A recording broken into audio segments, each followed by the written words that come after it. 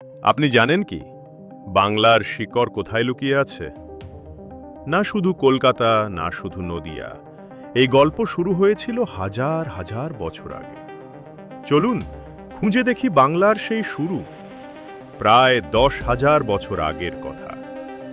মেদিনীপুরের বীরসিংহপুর আর বাংলাদেশের মহাস্থানগড়, এখান থেকেই বাংলার ইতিহাস শুরু।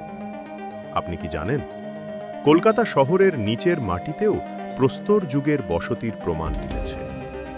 1930 সালে প্রত্নতাত্ত্বিকরা প্রথম খুঁজে পান পাথরের হাতুড়ি আর চপার। তখন বাংলার মানুষ ছিল খাদ্য সংগ্রাহক। নদীর পাড়ে মাছ ধরত, গাছের ফল খেত, শিকার করত।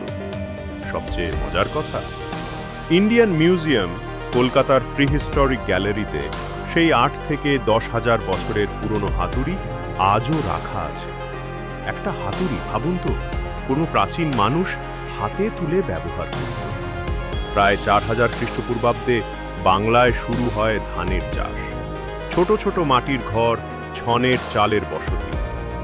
একটা ব্যাপার জানলে অবাক হবেন, বাংলায় যখন ধানের চাষ শুরু হচ্ছিল তখন মিশরের পিরামিডের কাজও শুরু হয়নি। আর মেসোপটেমিয়ায় তখনই প্রথম চাকার আবিষ্কার। পৃথিবীর চারদিকে সভ্যতার স্পন্দন, আর বাংলাও তার মধ্যে। বাংলাদেশের মহাস্থানগড় আর পাহাড়পুরে পাওয়া গেছে প্রাচীন মুদ্রা, টেরাকোটা ফলক, মাটির বাসন। মানে শুধু বাস নয়, তখন ব্যবসা, সংস্কৃতি আর সমাজ গড়ে উঠছে। দুনিয়ার অনেক জায়গায় তখন শহরের শুরু, আর বাংলাও পিছিয়ে ছিল না। এইভাবেই হাজার বছরের পথ পেরিয়ে আমরা পৌঁছেছি আজকের বাংলায়।